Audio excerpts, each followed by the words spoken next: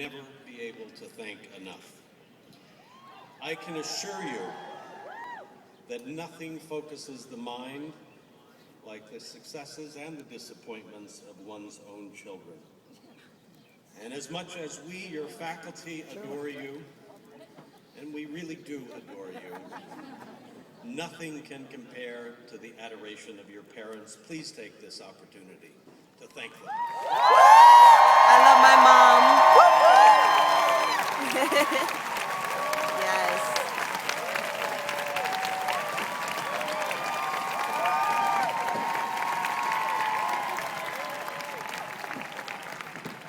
Today we mark and we celebrate what in all likelihood you will come to see as one of the defining experiences in your lives, your years of education at Columbia University. I hear this from alumni all the time, how their Columbia experiences were transformational for them. In a surprising number of instances, they also add how this is where they met their spouses and partners, typically right here on the steps of Lowe, under the bewitching eye of alma mater. Maybe this has happened to many of you. In fact, I hear this so often, I sometimes imagine that I'm really president of a dating service, masquerading as an educational institution.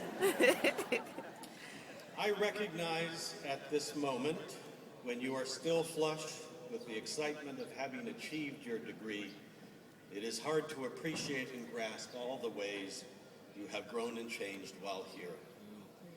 And it is natural in life to take even very special things for granted.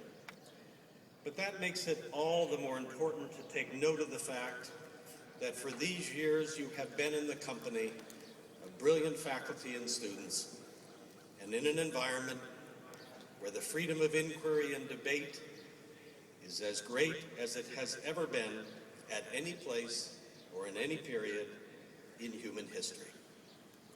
You know, of course, the original definition of the term MOOCs was massively open-minded while still being opinionated Columbia students.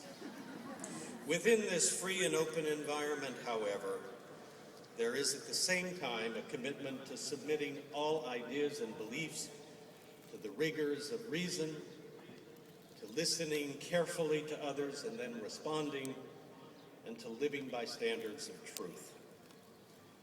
And there's the unique requirement that you actually have to change your mind when faced with better arguments. Being in a university means never saying, well, that's just what I believe, as if that is sufficient to end the discussion.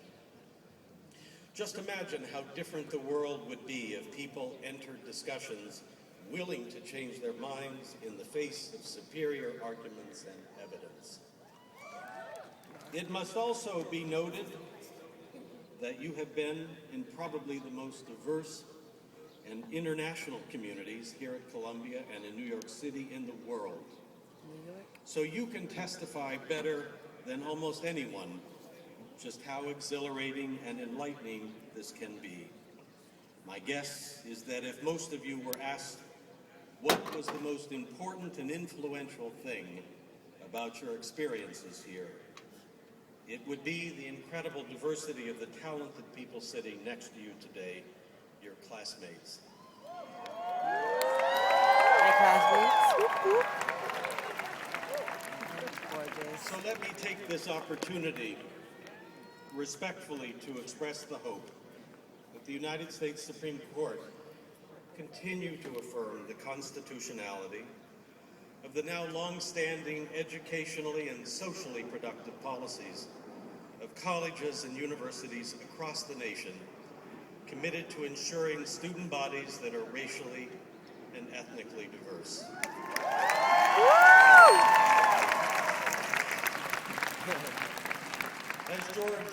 As George Washington wrote to our fellow Columbian Alexander Hamilton, bringing youth together in universities from different parts of the United States, he said, helps to unify the country.